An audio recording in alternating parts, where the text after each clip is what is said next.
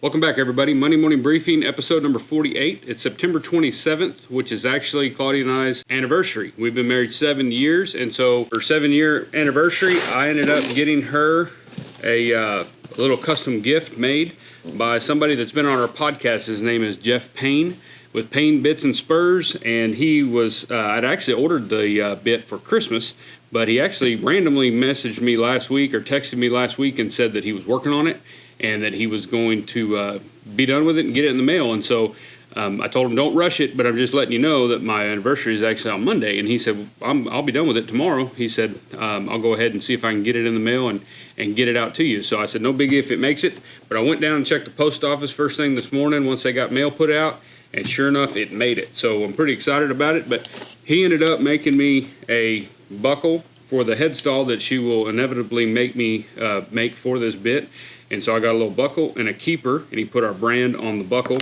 Brand was a little big for this particular bit on the shanks, but he did this bit here for her. And so I just want to start getting her a good collection of bits from bit and spur makers that I know and other craftsmen and stuff. I want to start collecting some pieces from some guys that we've had on the podcast and that kind of thing, and people that we know that we've shown with at different trade shows and stuff like that. So it was really an honor for her first true custom bit to be one of Jeff's, because Jeff's just a really great guy. If you haven't heard that podcast, go back on Lost Trade Podcast, scroll down. I don't remember when it was. It was earlier this year, I believe, that we did his interview, and it's a great episode.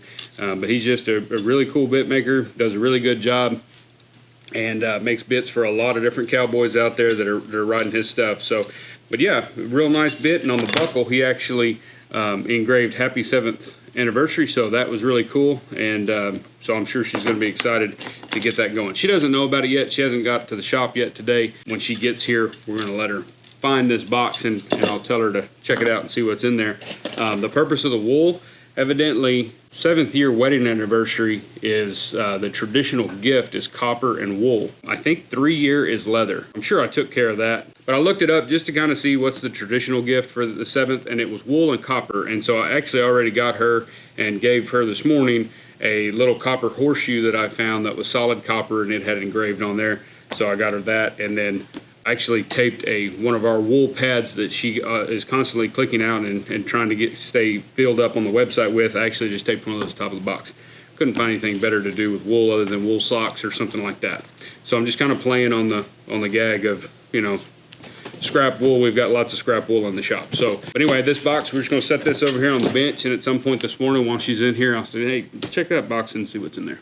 I'm sure I'll take her to lunch and we'll hang out, but she's got stuff to do. She's got orders to make. She's got things to do in the shop. We can't just take the day off and run around and go fishing or go shopping or something. So business as usual in the shop. We're too far behind. And speaking of that, I did a lot of tooling last week. I got a lot of the stuff tooled up that we had on our board that we were kind of planning to tool. A couple of the belts I did this weekend. We had a cow show on Saturday, so we were gone all day. Got to visit with some friends. We had some friends from Bryan College Station that were actually at a cutting there, so they came over to that barn where we were at and visited for a good while, so it was great to see them. They're longtime friends of ours. And then I had another friend of mine that is a really, really close friend of mine that used to work for me that came up to pick up some material. He's working on some projects at his house, making some stuff for some folks, and needed some leather and some other things. So I just brought it down there, and he came up, spent the day with us, and picked up his stuff. But then I got in here Sunday, and I tooled one or two of these belts. I've got a bunch of them here. As you can see, we've got quite a few. Did 5 belts total last week, like I said, including yesterday. The week, just sometimes I can usually tool. I like to tool at least 1 belt a day if we can, if we got going. And like I mentioned last week, I actually started writing tickets, tried to do that again, of just building stock stuff for the floor. So I had 3 belts on 1 ticket, and just to fill the week, because I feel like if you do 1 belt a day, as far as just the tooling, once they're tooled, then you can kind of work 1 belt a day for the painting, and you can kind of keep a little system going there, however you want to do it. We don't do just belts. I got saddles to work on and repairs, and then of course making videos and working on our tooling course. So my day isn't completely full of just tooling and working and stuff. So I figure if I can do 1 belt, if I can tool 1 belt first thing in the morning, that gets 1 off my board. And so that's what we did. So it went good. It's going to take a little bit of adjustment, and your days get away from you. You get here to the shop, you start answering some emails, or you get on a project or something like that. and sometimes the day gets away and I don't get one tooled. But the point is to always try, always try to do at least some work during the day. I think that's one of the biggest deals. We've recommended more than once that book, The War of Art. And if you've never heard of that book, it's written by Stephen Pressfield. There is a blog article that we did on our website. It's fairly old. I did it, I don't know, 3 or 4 years ago maybe, or something like that. But I read that book years and years ago, and I listened to it. I own a copy of it. I always have copies because I give them away to other people that I know that are in the creative field. But I really enjoy listening to that book on Audible. So if you mess around with Audible at all and like to listen to books when you're working in the shop or something like that, or driving down the road, get The War of Art by Stephen Pressfield, because that is a book that if you're in any kind of creative field, he talks a lot about writing and stuff in there, but it goes for any kind of art. It'll really, really open your eyes up to kind of some of the things that you're doing that are keeping you from doing what you're supposed to be doing, keeping you from doing your work. It's not a matter of if the work is good or if the work's going to succeed, or even if you're doing the work for money or not, even if you're doing it for a hobby. If it's something like that's really important to you and that is part of you and who you are and part of your craft, then you need to do that every day. And it's hard to do sometimes, especially with life, that everything gets busy. And if you got young kids like I do, things can change very quickly. And your plans for the day can be, have to be thrown out the window because, one of them got sick or something's going on or whatever, or they got an event we got to go to or something like that. But the point is to try to just sit down and work every day on whatever your craft is. If it's roasting coffee beans or if it's, whatever it is, doing leather work, writing, any of those kind of things, you need to focus on that and do at least a little bit of it every day so that you can feel like you've accomplished your most important thing. And that's something that we all struggle with as artists. Is for years, I've been doing this for 17 years now, and the struggle never really goes away. Every day is new, and there's things that you want to do that are important in your shop. And you find some other reason, some other procrastination thing. He calls it resistance in the book. Those are things that are trying to get you off course from doing what you're supposed to be doing for yourself. And it's not necessarily for doing the work in order to make a ton of money or to put you on the map or anything like that. A lot of times it's just you have to do it. And one of the things that he says in there that I thought was really cool is that if you were the last person on earth living and nobody else was around, would you still do your work? Like, would you still be interested in doing what you do? And if that is the case, then that is your craft. That is what you want to do. You do have a passion for it, a love for it, and so you need to nurture that and be sure to do that every day. And we teach that in our drawing class. One of the things that I've mentioned in there is to get a sketchbook and to always have that sketchbook with you and draw. Just draw. It doesn't matter what you don't have to draw floral patterns. You don't have to draw anything in particular. You can draw the landscape that you're looking at when you're on your lunch break somewhere. You can draw a person in the coffee shop that's sitting across there. You can try to draw that person. You can draw dogs or cats or horses, whatever you want to draw, but just draw every day if you're wanting to learn how to draw floral patterns and stuff, or any kind of endeavor when it comes to drawing, is that you have to put lead to paper. You have to do it a lot.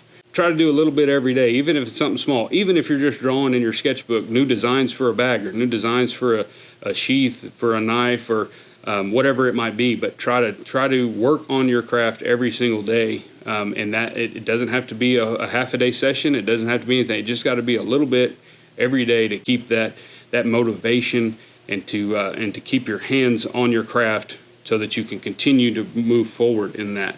Because it's real easy just to find, oh no, I got to go to the bank, or got to eat lunch, got to run over here, grocery shopping, work on this leak at the house, whatever it might be. There's always tons of things that can keep you from working in your craft. It doesn't even have to be things that are out of your control. Some things you may prefer to do at that moment, but try to schedule some stuff where you can work on it, especially the tooling. So many people want to get into the tooling. They get frustrated with it because it doesn't move very fast, but that's the part with learning tooling, especially in drawing on the floral side of things, is that is a lifetime journey. You're never going to know everything about tooling. You'll get to a point to where you're highly proficient at tooling and you don't really have to think about it, but it's also one of them deals that you're continuously learning because you're always going to be trying to come up with something different, something that may not have been done ever before, which is probably highly unlikely that you're ever going to do that. Most of the stuff that we come up with has been done at some point in time in some fashion, but it's fun to go on that journey and to continue experimenting and doing that kind of thing. They say there's no new music out there. Well, a lot of people say there's no new tooling patterns out there either, and that's, we just tool what we tool. But I think trying and continuously, stabbing at it and trying to come up with new things, keeping a sketchbook with you, drawing every day or tooling every day, you may eventually come up with something that is truly unique and that sets you apart from other stuff that you've done. And you're not in competition necessarily with other people. You're not doing this, or at least from my perspective, is you should go at it as I'm not going at this to beat the guy down the street or to become a better tooler than all these other guys that I see out there or doing anything like that. You're trying to see how much art can come out of what you're doing at that stage. And then a year from now, look back on that stage and say, wow, here's where I'm at now compared to where I was last year. You should always be in competition with yourself to make yourself better at your craft. And it has nothing to do with anything else that's going on in the world or going on with, you know, your career, whatever that might be. If this isn't your career, it's just a matter of trying to get better and trying to perfect something that you love and trying to continuously innovate on that and work on that and try to take yourself where you want to be, to where you're happy with your work. You may never be happy with your work completely, but that's because you're the only critic that matters. So don't let resistance get you. Don't try to fight through procrastination as much as possible.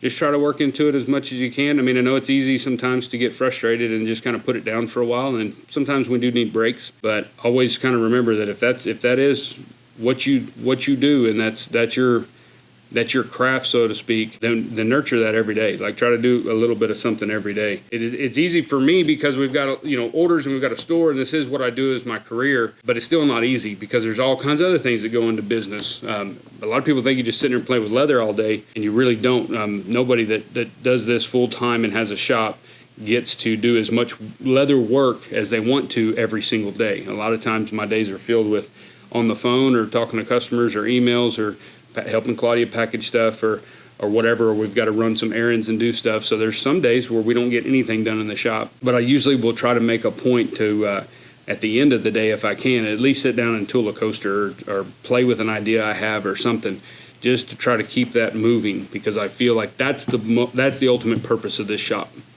The YouTube channel's fun. The business obviously has to make money because that's how I feed my family. That's how we, operate our household, is with this business.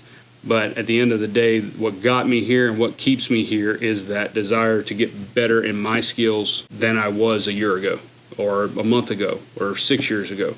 I'm always just trying to step forward just a little bit and try to get better, whether it's in the actual construction of a saddle or the tooling. There's so many aspects, so many opportunities to learn, grow, and do well in your craft.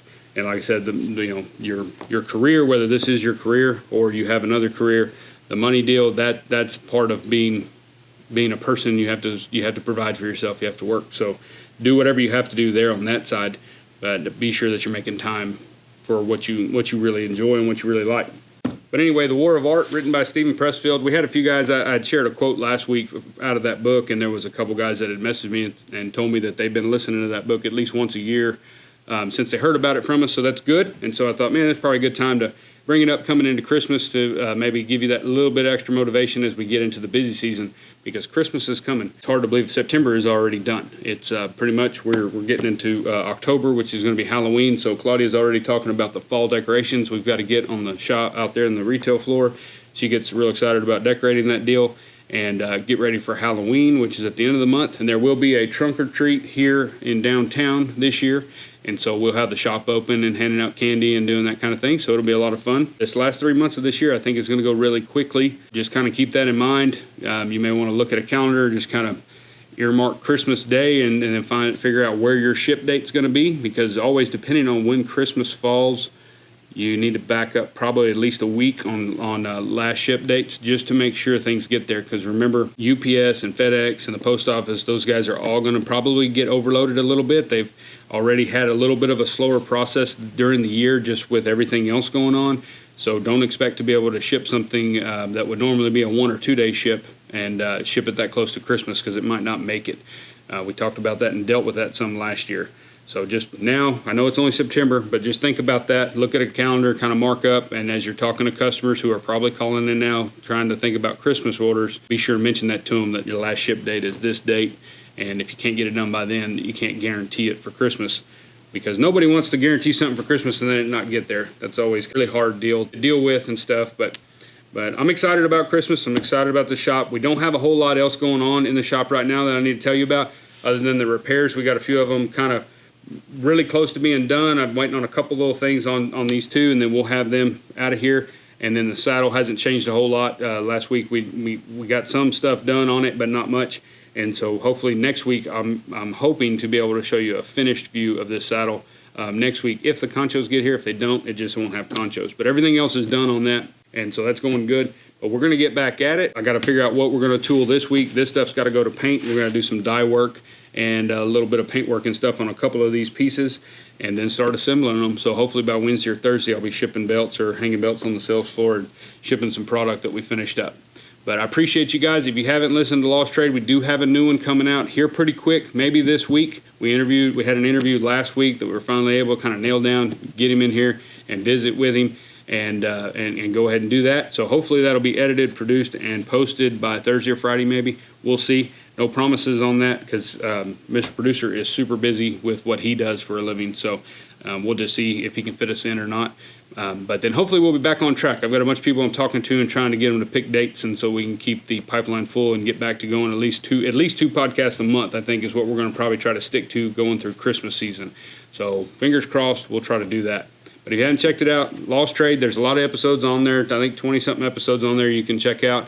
A lot of good craftsmen that we talk to and stuff. I appreciate you guys, and we'll see you next week in the Monday morning briefing.